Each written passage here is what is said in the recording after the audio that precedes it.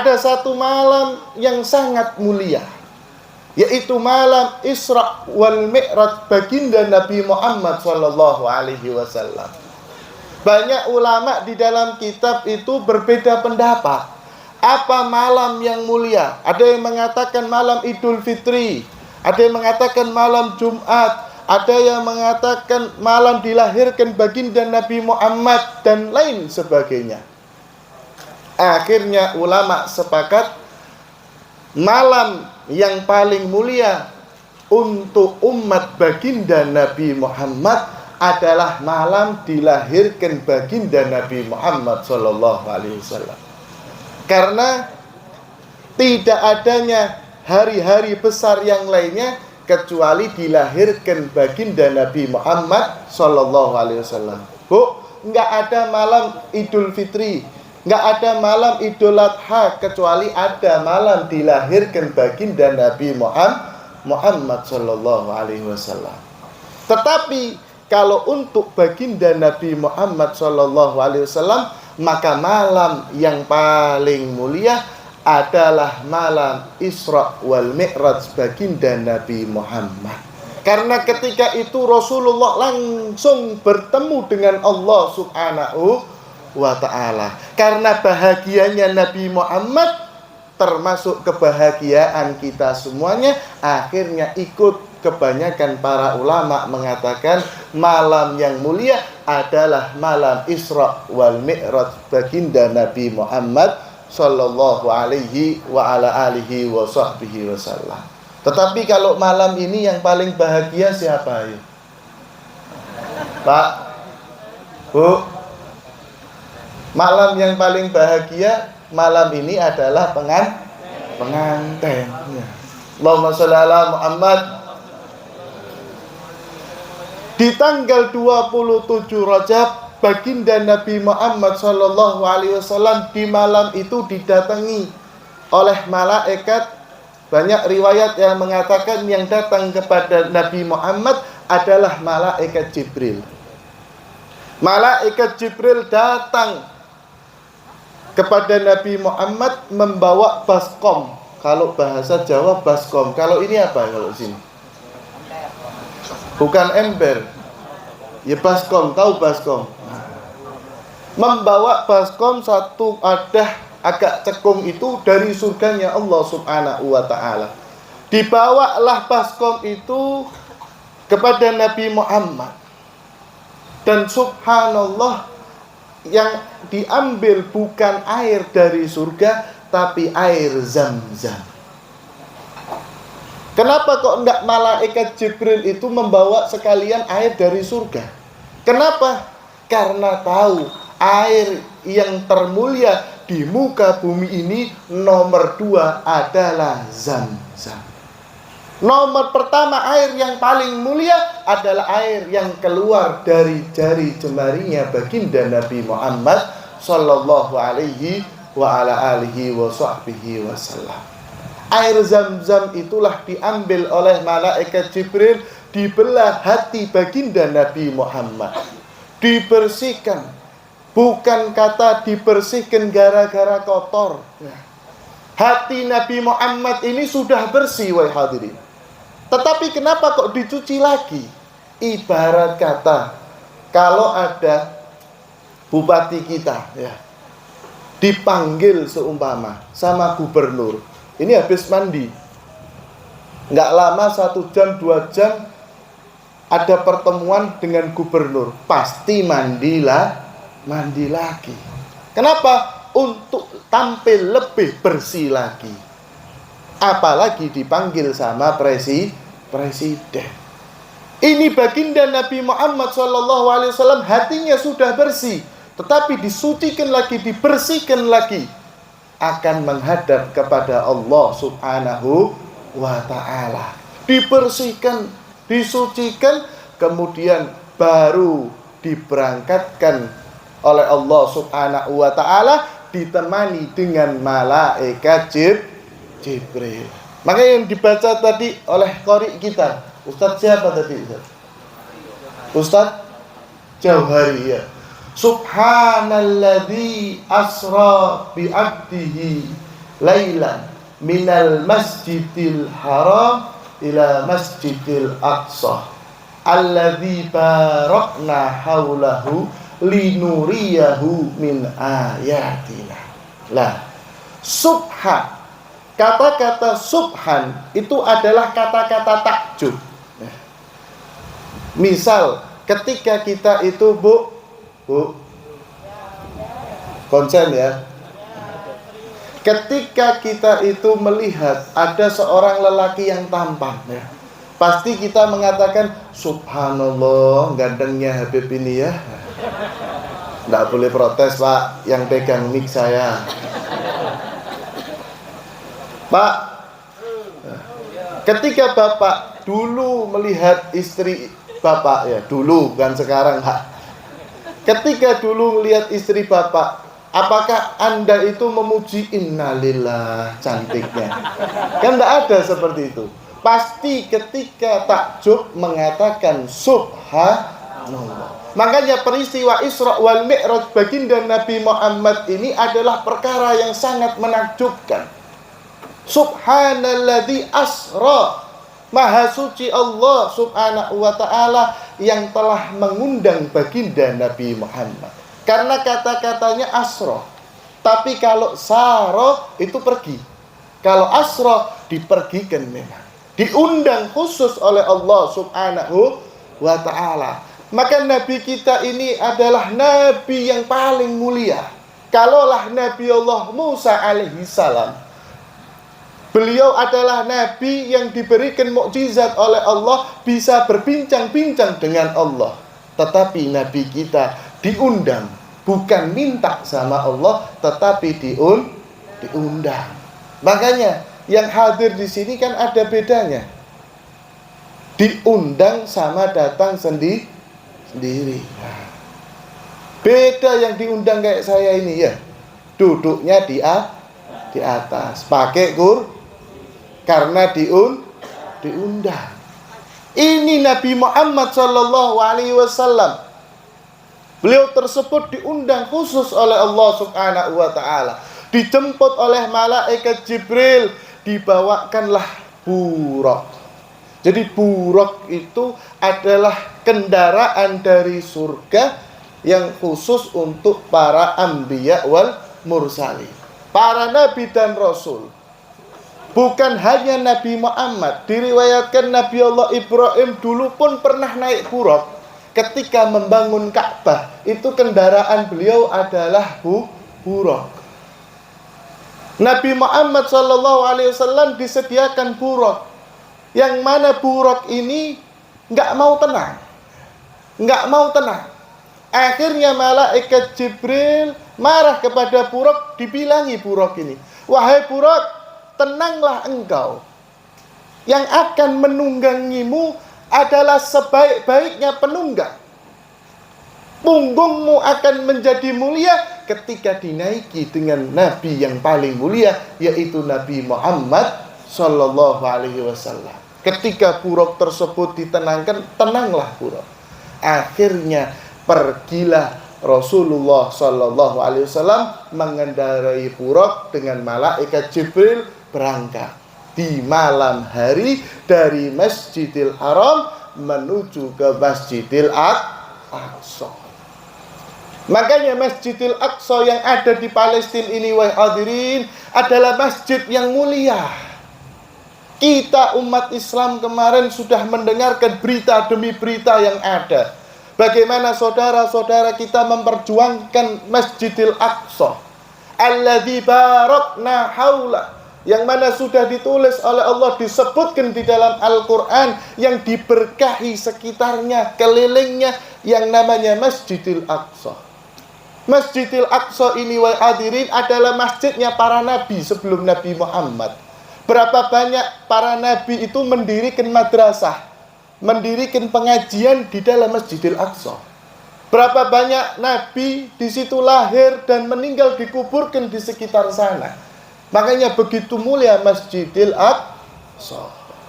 Ketika diperjalankan, Nabi Muhammad SAW mampirlah dengan malaikat Jibril. di tempat-tempat yang di situ adalah tempat sejarah bagi para nabi dan rasul sebelum Nabi Muhammad SAW. Ada mampir Nabi Muhammad ke Baitul Laham, atau kalau orang sekarang nyebut Bethlehem, tempat lahirnya Nabi Allah Isa alaihissalam. Kemudian mampir lagi ke tempat-tempat Nabi Ibrahim, Nabi Musa, dan lain sebagainya. Banyak. Di situ setiap mampir Nabi Muhammad diperintahkan oleh malaikat Jibril, wahai Muhammad, sholatlah engkau 2 rakaat. Sholat 2 rakaat. Mampir sholat 2 rakaat. Untuk mengambil keberkahan para nabi dan rasul sebelumnya. Makanya ketika ada orang yang mengatakan tidak ada barokah, itu tidak ada. Athar bekas daripada orang-orang soleh itu tidak ada. Ini orang yang tidak belajar ilmu agama. Loh Beb, itu yang ngatakan Ustadznya belum lulus kitabnya. Makanya kadang orang itu mondok baru 6 bulan, 7 bulan pulang. Bisa yasin, tahlil, ngajar, selesai Ustadz. Akhirnya ngawur kanan kiri, selesailah hidup masyarakatnya. Ketika mengangkat seorang ustadz yang tidak betul-betul mendalami ilmu agama. Barokah itu sudah dijelaskan, dicontohkan oleh Nabi Muhammad ketika malam Isra wal Mi'raj. Mampir sana, mampir sini. Makanya ketika kita itu ziarah misal ke Wali Songo ataupun ke Syekh Abdurrahman Siddiq, ya kan? Yang ada di mana itu daerahnya? Sapat. Nah, saya pernah juga ke sana. Nah, ketika mampir rumah beliau, tanya apa peninggalan athar daripada beliau. Oh, ini tempat ibadahnya, sholat kita di situ 2 rakaat. Ketika kita ziarah ke Jawa, Wali Songo, oh ini tempat peribadatannya daripada Syekh Asmoro Kondi. Nah, abahnya Sunan Ampel, kita sholat 2 rakaat. Itu yang diajarkan oleh Rasulullah Sallallahu alaihi wa ala alihi wa sahbihi wasallam. Dan ketika Nabi Muhammad ini hadirin di Isra dan Mi'rajkan oleh Allah Subhanahu wa taala, ketika itu posisi Nabi Muhammad dalam keadaan sedih dengan sedih-sedihnya. Beliau Nabi Muhammad di tahun itu ditinggal mati oleh paman tercintanya. Kemudian ditinggal mati oleh istri tercintanya. Sehingga hati baginda Nabi Muhammad ini sedih. Dihibur oleh Allah Subhanahu wa taala dengan Isra wal Mi'raj. Jadi ketika sedih, hiburannya adalah tamasanya ke tempat-tempat yang baik, tempat-tempat yang soleh. Makanya kita Pak, ajak anak istri kita kalau sudah jenuh ya, jangan nak ke WFC itu ya. Ajak itu ziarah Sapat, ya kan? Ziarah kebahagiaan. Beb, sudah pernah agak jauh dikit Jambi sana, ya kan? Beb, agak Palembang, jauh lagi ke Jawa. Ziarah. Ini ndak kalau sudah liburan sekolah, ya naudzubillah. Boleh, tetapi jangan hilangkan religius di dalam keluarga kita. Ini ndak khusus, ini nyewa mobil dari Tunggal kemana? Ke Jambi. Ada namanya taman, apa namanya? Yang lihat hewan-hewan itu Taman Rimba ya. Taman Rimba ya. Saya tahu sudah ya. Orang Jawa tahu Taman Rimba saya ya. Diajak ke Taman Rimba, nah itu monyet. Nah itu buaya ya. Nah ini itu ya. Hiburannya dilihatkan hewan-hewan saja. Sehingga pikiran anak tersebut itu enggak tersentuh. Boleh kita ke sana sambil mampir ziarah dulu. Ini makam aulia, ya, kita ngambil berkah.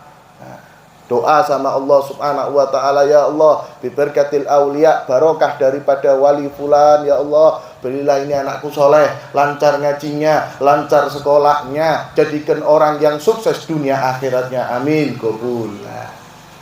Baru jalan-jalan. Ini enggak khusus ke taman hiburan, taman rimba. Hanya dilihatkan, ya itulah, ini beruang ya, ini macan. Selesai pulang anaknya jadi macan. Tambah bengak lagi ya, tambah nggak mau ngaji. Inilah akibatnya ya. Allahumma sholli ala Muhammad. Nah, itu hiburannya Nabi Muhammad ketika dihibur oleh Allah Subhanahu wa taala di malam Isra wal Mi'raj. Sampailah ke tempat-tempat sejarah, berhenti di Masjidil Aqsa. Makanya hiburannya ke masjid. Pak, orang dulu itu kalau utangnya banyak bukan duduk di warung kopi, tapi di masjid. Kalau bapak pas sumpek ya, istri itu goda saja, kasih uang berapa habis terus ya. Bapak duduk di warung kopi ketemu sama orang yang salah. Ini orang nggak nasihati malah pinjem duit ada sudah. Nek cara Jawa niku tumbuh oleh tutup. Sama saja sudah style ini orangnya ya. Kalau orang-orang dulu itu ketika menghadapi masalah langsung pergi pakai songkok, sejadah, ridak, sorban, masuk sudah masjid.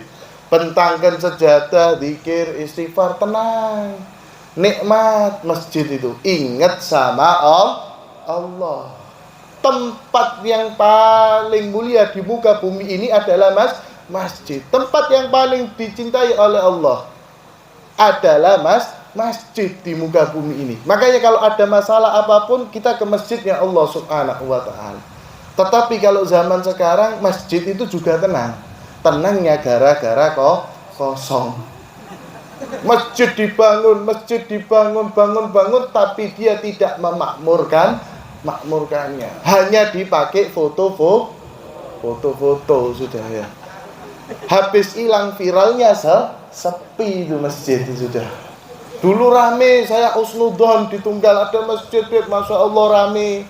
Mobil pada parkir, sepeda pada parkir. Saya kira itu berjamaah. Ternyata betul berjamaah untuk foto. Setelah hilang sudah habis sudah. Nah, inilah hebatnya orang tungkal. Allahumma sholli ala Muhammad. Makanya hiburannya itu ke masjid. Masjid ini kita makmurkan. Jangan hanya kita bingungkan bangunannya dan kita banggakan. Oh kalau daerah saya masjidnya ini, masjidnya itu. Guru saya Habib Jamal itu pernah mampir di masjid yang harganya 600 juta apa 600 miliar itu. Megah. Itu kalau kita bayangkan 600 miliar dibelikan seblak. Satu Tungkal ini penuh lah banjir sama yang namanya seblak. Begitu megahnya masjidnya, tetapi jamaah subuhnya berapa? 4 orang. Selesai, nggak ada kemuliaan di dalam masjid tersebut. Pernah juga guru saya ketika di arah Madura sana itu tengah malam. Kalau di Madura itu penceramah sampai mungkin 5 lebih. Jadi selesai majelis itu jam 2 malam, jam 3 malam. Bukan malam itu, pagi sudah ya. Jam 2 pagi, jam 3 pagi. Akhirnya beliau langsung perjalanan menuju masjid. Arah pulang sudah azan ini. Dikebut mobil masuk satu masjid ya. Wudhu orangnya sudah komat. Waduh, cepet-cepetan langsung masuk. Dilihat masuk kok cuma ada satu orang komat itu aja sudah ya. Akhirnya ya sudah berjamaah.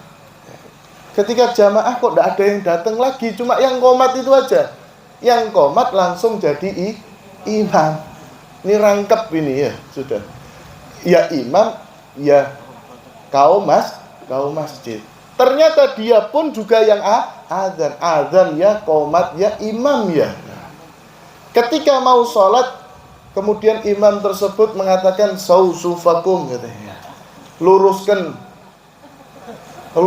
softnya katanya. Guru saya bingung mau diluruskan kemana? Kanan kiri ini kosong. Ke kanan ya nempel tembok kanan, ke kiri nempel tembok kiri. Akhirnya guru saya tambah maju lagi. Satu mihrab berdua sudah itu ya. Sudah sampai gitu, sudah luruskan sop, rapatkan sop. Loh, dirapatkan kemana lagi? Tidak ada jamaahnya ini sudah. Akhirnya sholat. Ketika sholat, guru saya itu sudah geram nih. Ini habis sholat, saya minta tolong sama imam ini antarkan ke rumah takmirnya. Saya mau ketemu sama takmirnya. Gimana ceritanya? Satu daerah ini sholat subuhnya cuma 1 orang. Ketika setelah salam nggak banyak ngomong, langsung dicawil itu. Cowel gini sedikit, Pak, saya minta tolong Pak, antarkan saya ke rumah ketua takmir ini, gitu. Kata imam tersebut, saya Beb ini takmirnya, gitu. Ini sudah muadzin, iqomah, imam plus takmirnya juga selesai sudah ya. Subhanallah. Ini Beb, kalau saya pusing atau saya sakit, masjid ini ya juga sepi ya. Jadi kalau tidak ada saya, nggak ada yang sholat subuh di masjid ini. Na'udzubillah min dzalik. Maka ramaikanlah, makmurkanlah masjid tersebut. Karena Isra wal Mi'raj baginda Nabi Muhammad, beliau pun diperjalankan dari Masjidil Haram menuju ke Masjidil Aqsa. Hadirin wal hadirat yang dimuliakan oleh Allah Subhanahu wa taala. Dari situlah Nabi Muhammad sallallahu alaihi wasallam diperjalankan di malam hari, sampailah beliau ke Sidratul Muntaha. Mi'raj itu naik. Kalau Isra itu tadi perjalanan di malam hari. Mi'rajnya naik sampai ke Sidratul Muntaha, berjumpa dengan Allah Subhanahu wa ta'ala. Dan di situ diperintahkan untuk sholat 5 waktu. Makanya buah hasil daripada Isra wal Mi'raj adalah sholat 5 waktu. Na'udzubillah min dzalik. Kita yang merayakan malam Isra wal Mi'raj, kemudian kita pulang nanti tidak sholat subuh. Apa fungsinya acara Isra wal Mi'raj kalau kita nggak melaksanakan sholat? Wahai hadirin, aqimus shalah wa atuz zakah. Dirikanlah sholat, tunaikan zakat. Awwalu ma yuhasabu bihil abdu yaumal qiyamah as-shalah. Pertama kali yang akan ditanya oleh Allah Subhanahu wa ta'ala kelak nanti di yaumil qiyamah adalah sholat kita. Allah nggak tanya, Pak, berapa besar kebun kita? Enggak. Berapa besar penghasilan wallet kita? Enggak.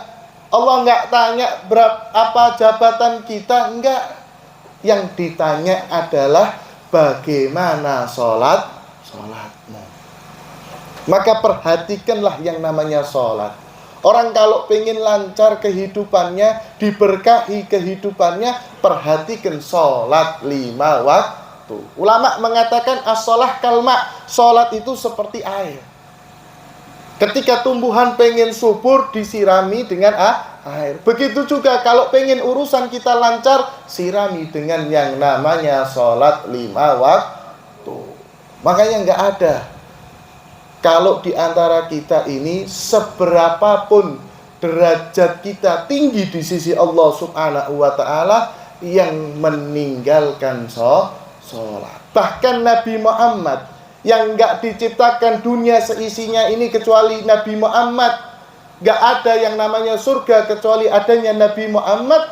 Nabi Muhammad pun sholat 5 waktu. Bahkan diriwayatkan Nabi Muhammad ini nggak pernah meninggalkan, nggak pernah meninggalkan sholat jamaah. Bukan sholat 5 waktu, sak berjamaahnya itu. Makanya na'udzubillah, sekarang ini musim orang-orang yang pikirannya tersebut itu agak aneh. Kalau melihat seseorang itu bukan dari segi hal ibadahnya, oh ini tuan guru, oh ini habib, oh ini kiai, ulama, ustadz, masya Allah, ibadah nggak ninggal, sholat tepat waktu, dan lain sebagainya. Bukan yang dilihat seperti itu. Tetapi kalau sudah dikisahkan dengan kita, ini orang kecelakaan, semua mati kecuali dia. Wah, baru ini dibilang orang yang hebat. Kadang-kadang na'udzubillah ada orang ngaku ulama tapi nggak sholat. Ngomongnya sholatnya di Mekah nih ya. Kalau masuk kamar itu sholat dia, masuk langsung ke Mekah. Ini Nabi Muhammad SAW sudah sakit Pak. Ya. Sakit, beliau itu digendong oleh Sayyidina Ali, dituntun langsung ke imam, ngimami Nabi Muhammad dalam keadaan sakit. Kenapa kok langsung Nabi? Oh, Nabi ndak sholatnya di Mekah. Ada sejarah seperti itu? Nggak ada. Makanya sebesar apapun derajat seseorang tetap wajib sholat. Andaikan ada orang yang mengaku ulama, orang hebat siapapun, nggak sholat, tinggalkan. Kuncinya adalah sholat. Maka jangan pernah kita tertipu, wahai hadirin. Banyak, lebih-lebih orang Sumatera, orang Kalimantan, Jawa. Kalau di Jawa itu namanya kejawen. Saya pernah suatu saat bertemu dengan satu orang, pakai blangkon hitam, bajunya hitam, celananya hitam, tasnya hitam. Masuk ke pondok hari Jumat. Waktu anak sudah berangkat Jumatan semua. Saya kebetulan waktu itu di terakhir yang keluar. Dan saya bisa sudah membawa sepeda motor keluar. Karena waktu itu saya sudah senior di dalam pondok. Ketika dia datang saya heran, ini orang bertamu ke rumah kiai waktu Jumatan, kok aneh. Nyari guru saya yang nggak ada. Ya sholat Jumat sudah berangkat. Semua satu pondok keluar sholat Jumat. Kemudian dia, iyalah kalau gitu saya ikut sampai depan. Nah, kok sampai depan? Nggak apa-apa Pak, saya juga mau sholat Jumat kok. Biar bareng dengan saya, enak kan? Saya gonceng sampai masjid sholat. Ketika di jalan dia ngomong, oh maaf Mas, saya ini adalah orang kejawen. Orang kejawen ini dia mengatakan sing penting yakin. Walaupun tidak sholat tidak apa-apa. Itu rasa sepeda motor itu Bu, saya mau masukkan ke sawah sudah ya. Saya mau pukuli lah orang ini ya. Saya bilang mana ada. Rasulullah pernah mengatakan kepada Sayyidina Abu Bakar, Sayyidina Umar, Sayyidina Ali, wahai Abu Bakar, wahai Ali, yang penting iling. Gak ada. Yang penting kau ingat, selesai. Gak ada. Wong Nabi Muhammad diriwayatkan oleh Sayyidatuna Aisyah, sholat sampai kakinya bengkak. Ini orang gak Nabi, gak Rasul, gak sholat. Makanya tinggalkan orang-orang yang seperti ini ya. Kalau nak kita itu nggak mau ruwet, ya sudahlah, minta doa selesai, minggir sudah ya. Kalau ada orang nggak sholat, jangan pernah kita memandang. Makanya majelis ini majelis apa tadi? Yasinan apa? Nurul Huda. Ustadz Firman tadi.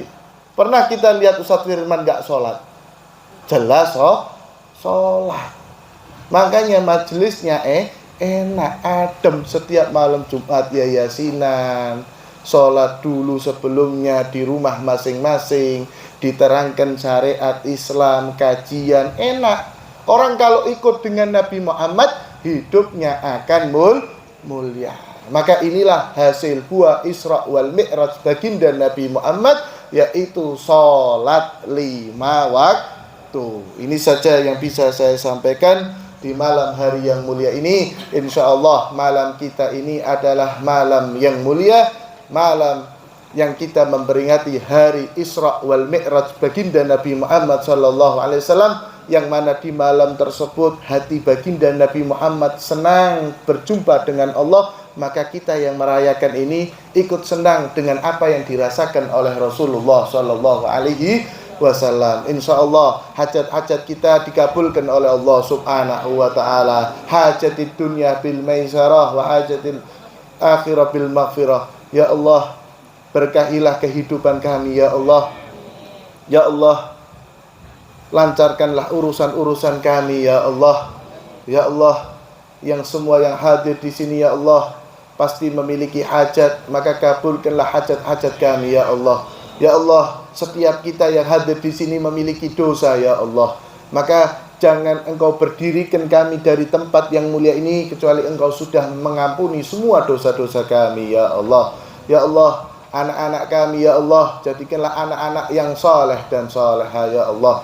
Mungkin ya Allah di antara kami ya Allah yang belum memiliki keturunan ya Allah, berilah mereka keturunan ya Allah, keturunan yang saleh dan salehah ya Allah. Kami yakin ya Allah, malam-malam yang mulia ini ya Allah, ketika kita meminta kepadamu, Engkau kabulkan apa yang kami minta ini ya Allah. Orang-orang tua kami ya Allah yang sudah meninggal dunia ya Allah, maafkanlah mereka semuanya ya Allah. Ampunkanlah semua dosa-dosa orang tua kami yang sudah meninggal dunia ya Allah. Lapangkanlah kuburnya ya Allah. Berilah dia kenikmatan kubur ya Allah. Andaikan dahulu mungkin ayah kami ya Allah memberikan rizki kepada kami sesuatu hal yang syubhat ya Allah, belum jelas halal haramnya, dan diberikan kepada kami ya Allah, itu hanya semata-mata untuk kami ya Allah, gara-gara untuk menghidupi kami ya Allah. Maka kami anaknya sekarang ya Allah memintakan ampun kepada orang-orang tua kami ya Allah, ibu kami ya Allah yang telah melahirkan kami ya Allah, yang susah payah mendidik kami ya Allah. Lapangkanlah kuburnya mereka semua ya Allah.